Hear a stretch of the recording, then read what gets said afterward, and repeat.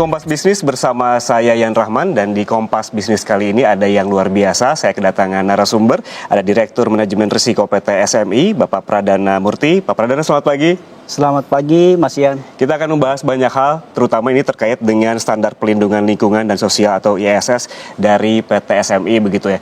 Yang pertama sebagai pembuka, Pak Pradana, ini mungkin pemirsa Kompas TV ada yang tidak tahu kalau sebetulnya PT SMI ini memiliki standar pelindungan lingkungan dan sosial atau ISS begitu. Sebagai perkenalan begitu, apakah Bapak bisa menjelaskan secara singkat apa sih sebenarnya itu ISS dan mengapa penting dalam pembiayaan PT SMI? Iya, terima kasih Mas Yan. Jadi ISS itu kita mulai dari ESG dulu mungkin ya, Environmental Social Governance, di mana di situ adalah payung kebijakannya atau target-targetnya. Semua perusahaan pasti ingin punya target yang bisa dipenuhi dalam aspek environmental, social, dan governance. Kalau governance itu banyak yang sudah paham dan pakem-pakemnya jelas gitu ya. Kalau kita bicara good corporate governance itu banyak rujukannya dan sudah diaplikasikan di semua perusahaan. Kalau di aspek lingkungan dan sosial itu mungkin rujukan utamanya masih di regulasi pemerintah. Misalnya regulasi dari Kementerian Lingkungan Hidup, Kementerian Ketenagakerjaan, dan lain-lain. Dan itu sifatnya mungkin compliance based gitu ya. Nah, kalau kami mungkin untuk aspek I dan S-nya tadi, lingkungan dan sosialnya tadi, kita ingin punya suatu standar. Makanya lahir environmental dan social standard. Nah, itu kenapa kita mau punya standar, padahal sudah ada regulasi pemerintah yang mengatur gitu ya. Sebenarnya kita lebih pada memastikan bahwa semua proyek yang kami biayai dan debiturnya yang bertanggung jawab itu comply atau memenuhi regulasi lingkungan dan sosial dari pemerintah, tetapi juga menerapkan best practice. Nah, itu disitulah kita menerapkan standar itu supaya bisa menjadi best practice di industri, terutama yang kita biayai adalah industri infrastruktur. Oke, nah ngomong-ngomong soal standar, nih saya dengar-dengar ada 10 standar nih dari PT SMI terkait dengan ISS ini. Bisa Bapak jelaskan lebih detail lagi terkait dengan 10 standar ISS dari PT SMI dan juga tentunya bagaimana implementasi ISS ini dalam proses pembiayaan PT SMI? Iya, terima kasih Mas Ian. Jadi 10 standar ini kita tidak ambil dari ya 10 kayaknya it's a good number, nggak gitu juga. Berarti angkanya itu bukan angka sembarangan dipas-pasin angka 10 gitu ya. Tetapi ternyata setelah kita pilih dan kita juga benchmark ya, banding-bandingkan. Jadi selain regulasi pemerintah, ternyata juga sudah ada lembaga-lembaga yang menerapkan ISS seperti yang di SMI sekarang punya. Contohnya adalah yang dulu lebih lama lagi, misalnya Bank Dunia atau Asian Development Bank. Mereka sudah punya itu namanya standar proteksi lingkungan dan sosial atau ISS tadi. Dan kebetulan kok jumlahnya mirip itu 10. Kalau kita lihat memang kita pilah-pilah aspek-aspeknya itu ya make sense sih, logik. Kalau 10 itu memang kita kedepankan. Apa aja sih 10 itu? Misalnya adalah aspek kalau di sisi sosial adalah ketenagakerjaan misalnya.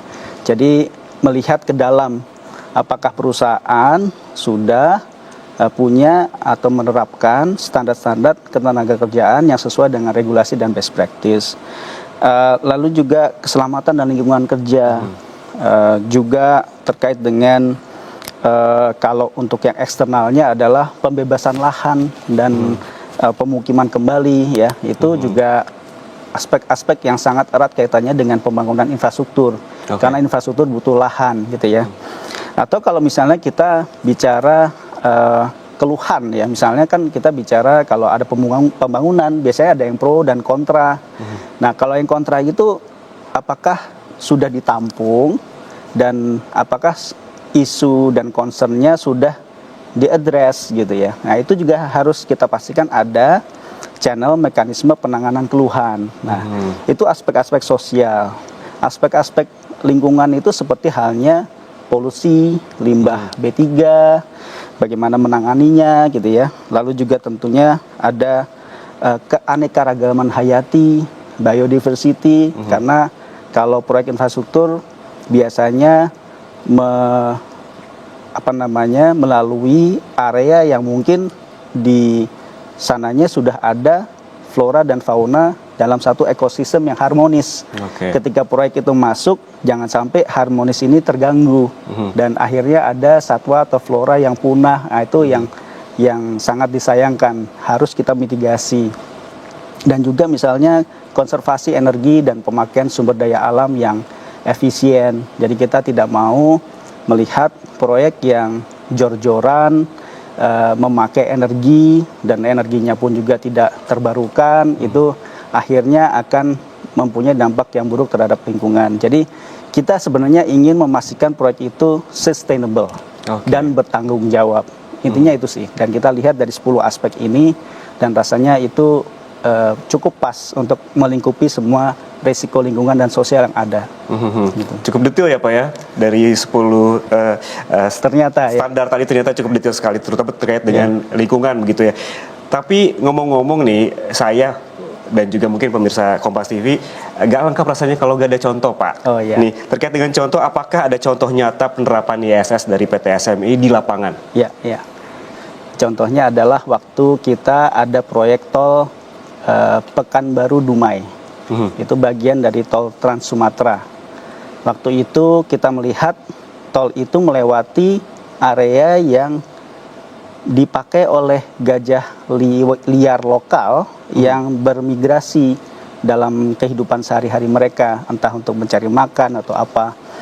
Nah, itu migrasi gajah-gajah liar itu melewati trase jalan tol. Nah, kita waktu itu memikirkan dampaknya, bisa jadi nanti gajah-gajahnya nekat menyeberang jalan tol sehingga menciptakan potensi kecelakaan, atau gajah-gajahnya takut menyeberang dan akhirnya tidak optimal hidupnya sebagaimana sebelumnya, sehingga bisa kualitas hidupnya menurun dan bahkan bisa punah. Itu yang kita takutkan. Akhirnya kita memberikan saran ke pemerintah dan kepada kontraktor untuk membuat terowongan-terowongan gajah supaya bisa dilalui gajah pada saat mereka ingin menyeberang dari satu titik ke titik lain, di mana sekarang ada jalan tol di antaranya. Nah, itu yang salah satu contoh di mana kita coba memastikan bahwa gajah-gajah liar itu terakomodir kepentingannya. Terkait juga dengan hal ini, Pak Pradana, PT SMI kan dikenal sebagai institusi dengan komitmen ESG yang dibahas tadi di awal. Apa saja pencapaian dan juga milestone penting terkait penerapan ESG di PT SMI selama beberapa tahun terakhir? Baik, kami berdiri 2009, tapi kami baru secara formal menginstitusikan yang namanya ISS tadi ya, Environmental Social Standard, di 2016. Kita bikin yang namanya Environmental Standard Management Framework. Ada juga kita membentuk tim yang khusus untuk itu.